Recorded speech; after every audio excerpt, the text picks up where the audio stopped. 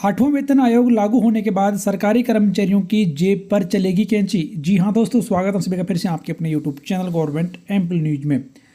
सरकारी कर्मचारियों की जेब पर कैंची क्यों चलने वाली है, इसके बारे में आपको पूरी जानकारी इस वीडियो में दी जाएगी। बने रहें इस वीडियो के लास्ट तक।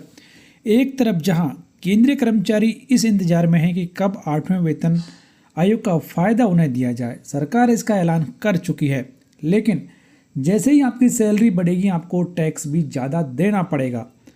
और अनुमान के अनुसार बढ़ी हुई सैलरी का 27% तक जो हिस्सा है वो आपके टैक्स में चला जाएगा। कैसे जाएगा आपको एग्जाम्पल के द्वारा भी बताया जाएगा। तो आठवां वेतन आयोग के गठन की घोषणा के बाद से ही केंद्र और राज्य सरकार के कर्मचारी बेसब्री से वेतन बढ़ोतरी का इंतजार करने लगे हैं।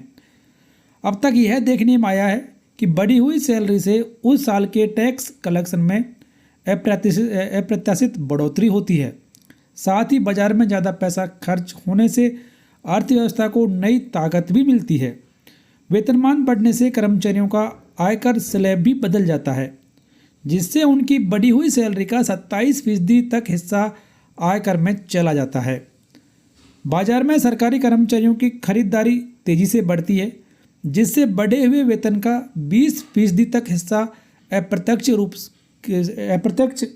कर के रूप में सरकारी खजाने में चला जाता है। तो इस तरीके से जहां एक कर्मचारी की सैलरी बढ़ जाएगी, कर्मचारी का टैक्स का दायरा भी बढ़ जाएगा और एक अनुमान के अनुसार लगभग 27% उसे अधिक टैक्स देना पड़ता है।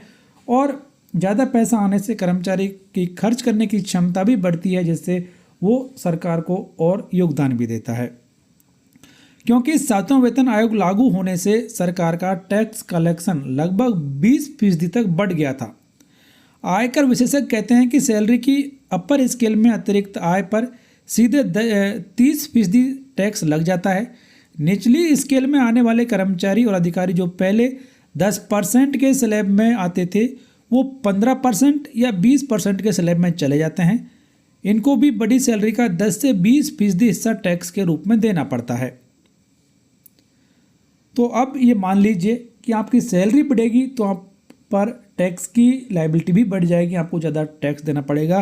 क्योंकि जैसे सैलरी बढ़ती है इनकम टैक्स का स्लैब चेंज हो जाता है और सरकार हर बार इनकम टैक्स का स्लैब चेंज नहीं करती है। कई सालों के बाद में जाकर एक बार बदलाव टैक्स स्लैब में सरकार के द्वारा किया जाता है। तो इस तरीके से कर्मचारियों की टैक्स देनदारी बढ़ जाएगी।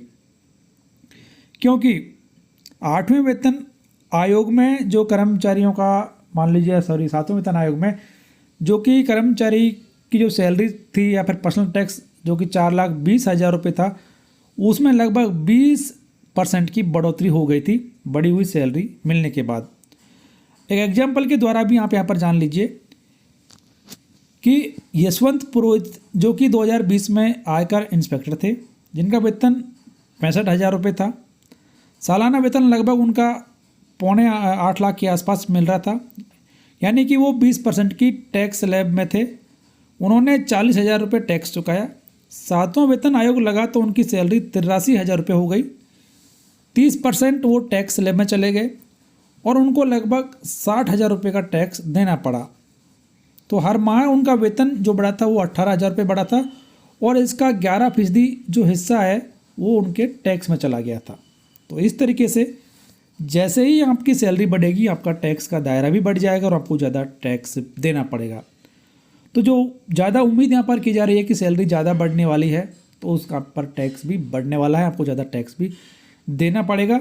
इसके अलावा कर्मचारियों को अन्य फ़ायदे हैं, जैसे कि कर्मचारी का मकान किराया भत्ता भी बढ़ जाएगा, DA भी बढ़ेगा, TA भी बढ़ेगा। तो कर्मचारियों को फ़ायदा तो कई तरफ से होने वाला है, लेकिन उन्हें टैक्स भी ज़्यादा देना पड़ेगा, खर्च भी वो ज़्यादा करेंगे। ज़्यादा खर्च करेंगे तो सरकार को भी अप्रत्यक्ष रूप से फ़ायदा होगा। तो आप ये जान लीजिए, आठवां वेतन आयोग लागू होने के बाद आपको ज़्यादा टैक्स देना पड़ेगा।